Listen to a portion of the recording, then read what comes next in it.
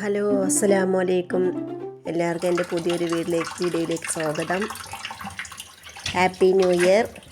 അങ്ങനെ നമ്മളെ വിട്ട് 2023 പോയിരിക്കുന്നു. പുതിയൊരു വർഷം 2024 നമുക്ക് എല്ലാവർക്കും നല്ലൊരു വർഷമായി മാറട്ടെ.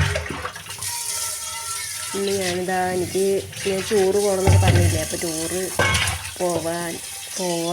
2 ദിവസം ഞാൻ വീട്ടിലുണ്ടാവില്ല. എന്നാൽ പിന്നെ ഒരു ബിരിയാണി വെച്ചിട്ട് എന്ന് പറഞ്ഞിട്ട് ഞാൻ ചിക്കൻ വാങ്ങിച്ചിട്ട് വന്നാണ്.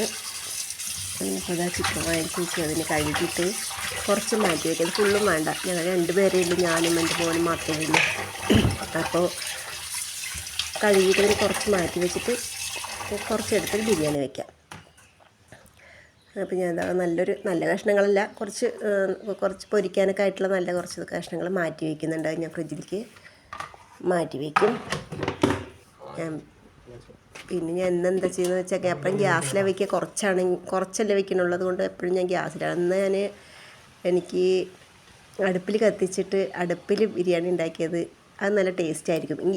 ഈ ബിരിയാണി പാലക്കാടൻ ബിരിയാണി അത് കുറച്ച് അടുപ്പിലുണ്ടാക്കുമ്പോൾ കുറച്ചും കൂടി ടേസ്റ്റ് കൂടുതലാണ്. അപ്പോൾ ഇതിൻ്റെ റെസിപ്പിയൊക്കെ ഞാൻ നേരത്തെ പറഞ്ഞിട്ടുള്ളതാണ്, ഒന്നും കൂടെ പറയാം. ഇതിലേക്ക് നമ്മളത് എണ്ണ ഒഴിച്ച് കുറച്ച് നെയ്യ് ഒഴിച്ച് 2-3 പച്ചമുളക് ഇടുക. പച്ചമുളക് അത് നല്ലതാണ് ഇടുന്നത്. പിന്നെ പച്ചമുളക് ഒന്ന് വാടിക്കഴിഞ്ഞ ശേഷം നമ്മൾ സവോള ഇടുകയാണ്. സവോള ഇട്ട് നന്നായിട്ടൊന്ന് വഴറ്റി, അത് കുറച്ച് സവോള പെട്ടെന്ന് വഴഞ്ഞ് കിട്ടാൻ വേണ്ടിയിട്ട് കുറച്ച് ഉപ്പിട്ടിട്ടുണ്ട്. അതപ്പോൾ പെട്ടെന്ന് സോഡാപ്പൊടി ഇടും ഉപ്പ്. ഇപ്പോൾ ഞാൻ ഉപ്പാണ് ഇട്ടിരിക്കുന്നത്. അത് കഴിഞ്ഞ സവോളയൊക്കെ നന്നായി വഴഞ്ഞ് കഴിഞ്ഞിട്ട് വെളുത്തുള്ളി, ഇഞ്ചിയും ചുവന്നുള്ളിയും വേണം. അതിലേക്ക് ചുവന്നുള്ളി 3 കൂടെ പേസ്റ്റാക്കിയത് അത് ഇതിലേക്ക് ഇട്ട് കൊടുത്തു. അത് കഴിഞ്ഞ് തക്കാളി ഇട്ട് കൊടുത്തിട്ടുണ്ട്. ഇതെല്ലാം കൂടെ നന്നായിട്ടൊന്ന് ഇളക്കി നന്നായിട്ടൊന്ന് വഴണ്ടി വരട്ടെ. തീ കത്തണ കൊണ്ട് ഗ്യാസ് ആകുമ്പോൾ ഒരു ഭാഗത്ത് മാത്രമല്ല, ഇത് തീയായതുകൊണ്ട് എല്ലാം ഇവിടേക്ക് ചുറ്റും കത്തിക്ക് പെട്ടെന്ന് ആവുന്നുണ്ട്. പിന്നെ അതിലേക്ക് ഒരു 1.25 ടീസ്പൂൺ മുളക് പൊടി ഇട്ട് കൊടുത്തിട്ടുണ്ട്. മഞ്ഞൾപ്പൊടിയൊന്നും വേണ്ട, മല്ലിപ്പൊടി മഞ്ഞൾപ്പൊടിയൊന്നും ഇതിലേക്ക് ആവശ്യമില്ല.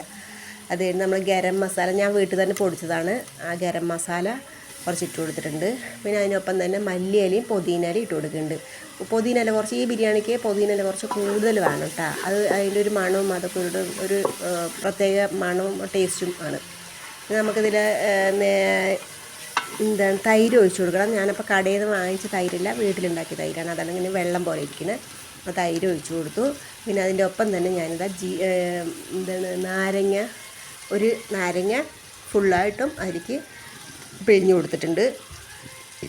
അപ്പോൾ അതെല്ലാം കൂടെ നന്നായിട്ടൊന്ന് ജോയിൻ്റ് ആക്കിയിട്ട് നന്നായിട്ടൊന്ന് ഇളക്കിയിട്ട് വയ്ക്കുക. പിന്നെ നമ്മളതിലേക്ക് അടുത്തത് എന്താ ഇടാൻ പോകണമെന്ന് വെച്ചാൽ പിന്നെ ചിക്കനാണ്. ചിക്കൻ ഇട്ടിട്ട് നന്നായിട്ട് നല്ല മസാലയൊക്കെ എല്ലാവരും പിടിക്കത്തക്ക എല്ലാമായിട്ട് ഇളക്കി കൊടുത്തിട്ട് നമ്മളൊന്ന് അടച്ച് വെക്കണം. പാകത്തിന് ഉപ്പിട്ടിട്ട് അടച്ച് വെക്കണം. പിന്നെ എൻ്റെ ചാനൽ ആദ്യമായിട്ട് കാണുന്നതിന് സബ്സ്ക്രൈബ് ചെയ്യുക. പിന്നെ ലൈക്ക് ചെയ്ത് കാണുക. നല്ലതും ചീത്തയൊക്കെ ഉണ്ടെങ്കിൽ അഭിപ്രായങ്ങൾ കമൻറ്റിലൂടെ അറിയിക്കുക.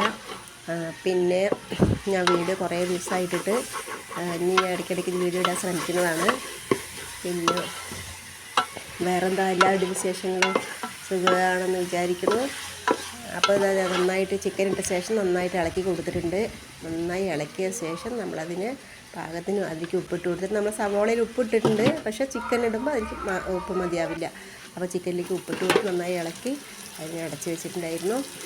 അപ്പോൾ അത് നന്നായി വെന്ത് ഒന്ന് ഉടഞ്ഞ് വെന്ത് വരണം. അന്നേരം ആ ചോറിൻ്റെ ഈ ചിക്കനൊക്കെ കൂടെ മിക്സ് ആകുമ്പോഴാണ് ആ ചോറിനൊരു ടേസ്റ്റ് നല്ലൊരു ടേസ്റ്റ് വരുന്നത്.